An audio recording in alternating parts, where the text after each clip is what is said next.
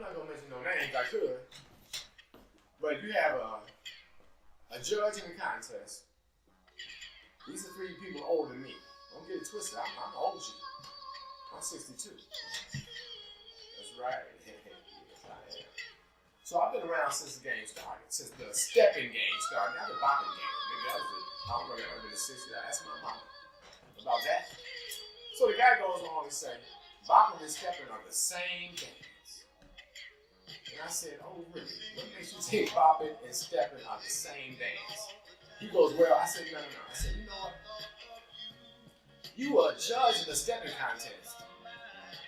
And they let you judge the contest, and you don't even know the difference between bopping and stepping. This is one reason why this game is as side-ish as it is right now. Now we get into a whole other level. We get to the level where the girls are on the dance floor.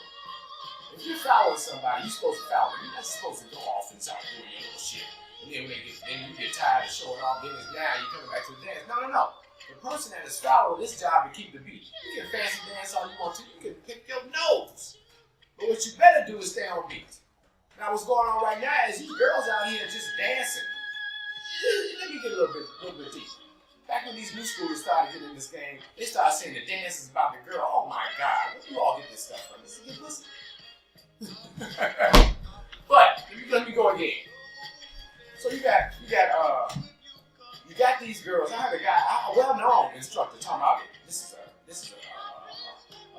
balance dance. This ain't no balance dance. I've been in contests where people say you can't out dance your partner. These are rules that were made by somebody